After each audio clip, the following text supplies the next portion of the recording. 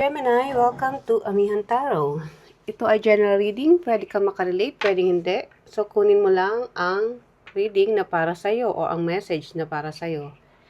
Remember, ito ay gabay lamang. So, nasa sa'yo ang control kung paano mo ito i-apply sa iyong sitwasyon. At para sa napadaan sa aking channel, please subscribe, pakita notification bell. At kung makaka-resonate ka, Gemini, sa reading na ito, like, share, and comments na rin. So, Gemini, ito ang iyong love reading for this week, August 3 to August 9.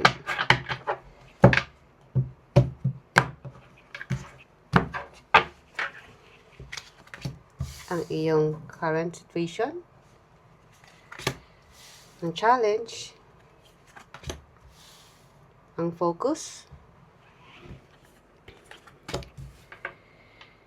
ang iyong future energy or what will happen in the future, and then ang iyong outcome. Six of Pentacles, Gemini, ang iyong current situation. Well, kung ikaw yung tao mapagbigay, hanggat meron ka, ibibigay mo. Kung ano man yung hinihingi o nire-request o nakikisuyo sa yung tao eh. So, kung ano man yung mga pinapakisuyuan nila, ibinibigay mo hanggat kaya mo. Kung sa ano yung abot ng iyong maibibigay. And then, ang iyong focus, iyong challenge is the star. May mga pangarap ka na sa tingin mo sa ngayon is pangarap lang. Hindi ko alam kung anong dahilan. Maybe siguro meron ka pang ibang priorities, so hindi mo pa siya maharap. Merong ibang bagay na binibigyan mo sa ngayon ng attention. Maybe itong family mo, which is kailangan ng attention mo ngayon. Kasi minsan, ang pagbibigay naman, hindi lang porkit nasabing nagbibigay o nagsishare is laging material na bagay. Siyempre, gusto rin nila yung at least attention or yung nandiyan ka para sa kanila. And then, ang iyong focus or iyong focus, the High Priestess.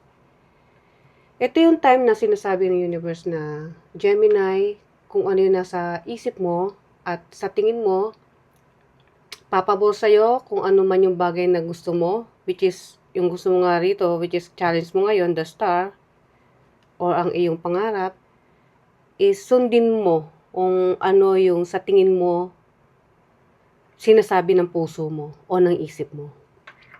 Ang iyong future energy, Page of Cups. Ito yung regarding sa mga gusto mong umpisahan. Let's say, currently meron kang trabaho, kaya nakakapag-provide ka, di ba? Pero aside from that, gusto mo pang mag-explore.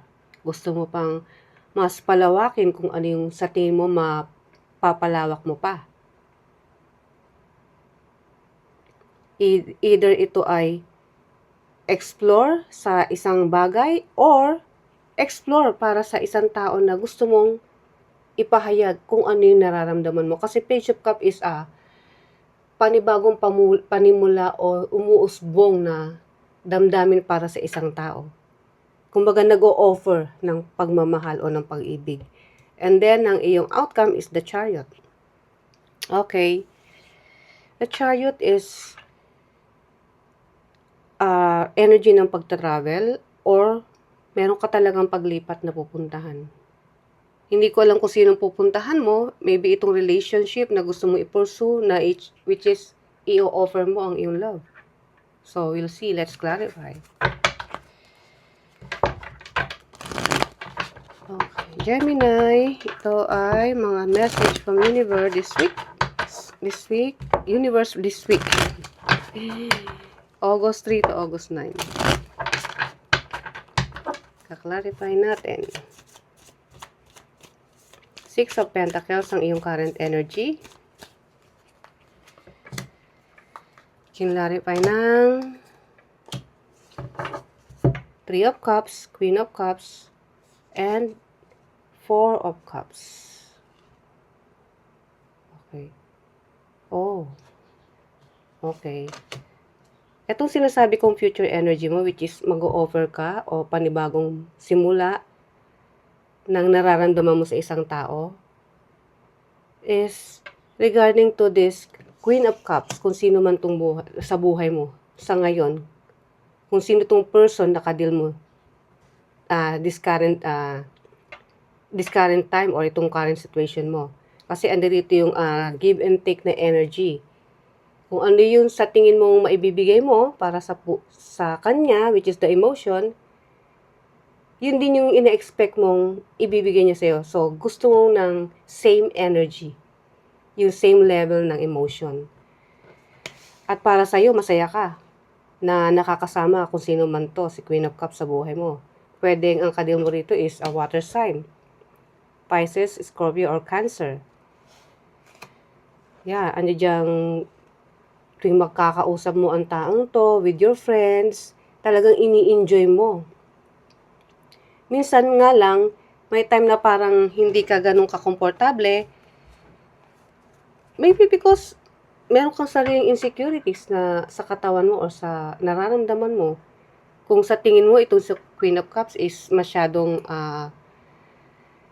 alam mo yung pakiramdam na tingin mo minsan is hindi komportable o hindi kayo compatible. Parang yun yung nakikita ko. Pero tingin mo kasama mo siya, masaya ka. Nag-i-enjoy kayo na, each company nag-i-enjoy kayo sa isa't isa. Kaya lang ang kailangan mong baguhin dito or i-improve is yung iyong self-confidence. Total naman in the future, obviously, ipapakita mo kung ano yung nararamdaman mo. Why not unti-untiin mo na ngayon pa lang? Kung saan ka sasaya, ano man na maging kahihinatnan, at least, di ba, binigay mo yung sarili mong kung ano yung opinion mo o kung ano yung nararamdaman mo. Yung sa tingin mo is yung tamang dapat mong gawin. And then, ang iyong challenge, the star. So, may connection tong wini-wish mo dito kay Queen of Cups. Kasi sa ngayon, nasa stage kayo ng friendship.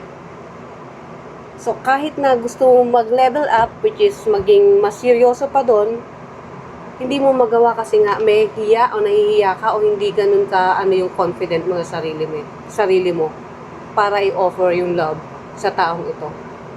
So, the star.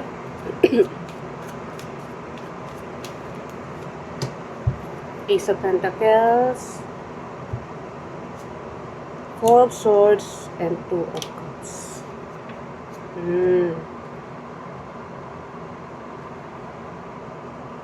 Okay. Okay. Alam ko na. Dahil ikaw, Gemini, meron kang history in the past, which is different dito sa situation na to, na may isang tao na mahalaga sa'yo na tingin mo is kayo na talaga. Kasi andito si Two of Cups, which is commitment. A serious commitment. Pero, hindi siya ganun nag-succeed o nagtuloy. That's why feeling mo, mauulit-uli yung pangyayari dito kay Queen of Cups na pinagtutuunan mo ngayon ng pansin. That's why wala kang lakas ng loob o meron pero hindi ganun ka-pure. So, nasa stage ka pa rin ng healing. Dahil sa yung pinangarap mo dating relasyon is hindi talaga ganun natuloy. As in, meron, pero hindi talaga yung siya na mismo na yung pakakasalan mo o yung magiging kayo na for life. So, ayun yun. So, kumbaga may connection yun, yung confident mo dahil sa scenario or past experience na naranasan mo. And then, the High Priestess, ang iyong focus. So, ang inaano dito ng universe sa iyong focus, which is the High Priestess, is huwag mong hayaang mawala ka sa concentration o sa focus. Sundin mo kung ano yung nasa puso mo, kung ano yung nasa intuition mo. Kasi yun yung gagamitin mo dun, yung kutob. Two of Swords, Ace of Wands, Queen of Wands. Kay Gemini, ang kailangan mo raw talagang i-focus is yung self-confidence. Kasi, Queen of Wands is ang taong makarisma, confident, independent. At yun ang kulang sa'yo. So, kung gusto mo to, itong sitwasyon na to, na i-pursue, dahil para sa'yo, ayan yung mundo mo sa ngayon eh. Diyan ka nagkakaroon ng sigla.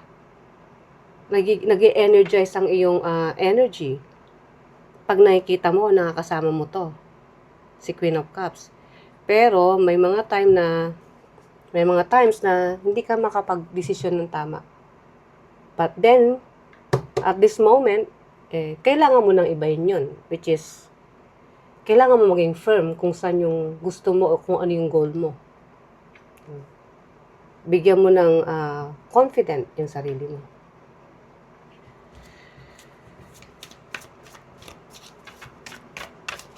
Huwag kang mahiya, huwag kang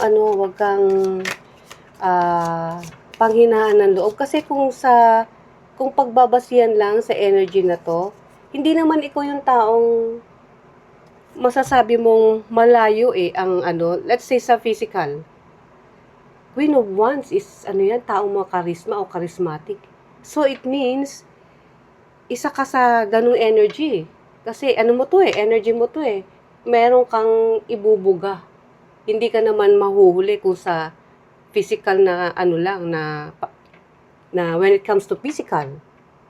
Not only sa physical, kundi yung sense of humor. Meron ka rin yan.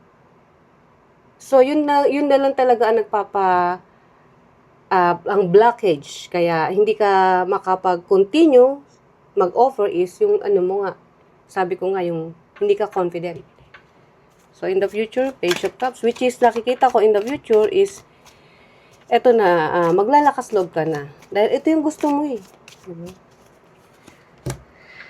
The High Priestess, si High Priestess doon, High Priestess dito, the Chariot, and the Tower. Okay. Alam mo tong energy na to, kaya ako tumatawa. Si the Chariot is yung agresibo, and then the High Priestess is yung nga, nahihiya, as in tahimik, ayaw magsalita. Pero since the Tower is lumabas, it means na hindi ito yung time para tumunganga ka na lang. Hindi ito yung time para ma-stuck ka. Kailangan mo ng change. Change para may magbago. Kung gusto mo may magbago, mag-level up sa sitwasyon na to, or maging gusto mo at least sa relasyon na gusto mo, kailangan mo mag-step up. Nakakatakot man para sa'yo, pero at least, di ba, magta-try ka. Malay mo, itong tower, hindi naman pagkat sinabing tower is masama na. Katapusan na ng mundo. Ang nakikita kong ibig sabihin dito is change. Kailangan mong ibahin na kailangan mong biglain kung sino man tong naghihintay na i-offer mo ang love mo. Kasi I think naghihintay lang siya. So it's time para ipahiwatig yan. Which is nakikita ko nga na kailangan mo nang gawin in the future. Nakakatakot in a way na hindi mo alam sa una, but then, marirealize mo na, okay, kung wala akong gagawin, baka back to zero ako. Baka mapang-iwanan ako. So, why not? Maglakas loob na ako. Kaya, yun yung pagbabago na mangyayari. And then, see, yung outcome is the Chariot din. Ibig sabihin, gora na. Sundin mo kung ano yung nasa puso mo, Gemini. Chariot, Nine of Pentacles, Eight of Swords, King of Wands. Okay. Queen of Wands, which is ikaw, and then King of Wands, which is konektado kay Queen of Cups. A different character, pero nakikita ko na isang tao lang to. Which is, ikaw ito at ito siya. And then, kung gusto mong magkaroon ng improvement at mag-level up ang relasyon na ito, Gemini, hindi mo kailangan ma-stuck. Kasi itong energy na ito is naglalakas loob ka and then bigla kang kabig. Parang, alam mo yung biglang nahihinto ka na lang na hindi mo maipaliwanag.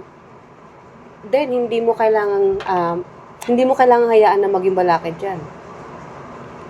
Kasi nakikita ko, itong relasyon na to o magiging relasyon na to is mayroong pag-asang maging may potential someday. Pero kung mai-stuck ka dahil dito sa iyong past experience, magiging stagnant lang, as in parang mananatiling parang magkaibigan na lang kayo o barkada. So, watch out sa iyong overthinking na energy. Nadala mo pa rin hanggang ngayon. Dahil dito, maybe hindi ka pa ganun healed sa past experience mo. Pero sabi, kailangan na lang ng pagbabago eh. Kailangan mo na ng change. So, Gemini, the truth isn't always black and white. It means na kung ano man, yung sa tingin mo na may mali, kasi sa tingin mo merong mali, meron ka pang dapat i-improve eh. Why not baguhin mo yun? Ibahin mo. Kasi, like I said, hindi lahat ng pakiramdam mo ay tama. Hindi lahat ng kutob mo na pinanghihinaan ka ng loob is favor para sa'yo. So, kailangan mo nang ibahin yan. So, Gemini, ito ang iyong reading. I hope nagustuhan mo. So, see you ulit sa ating mga susunod pang reading. Bye!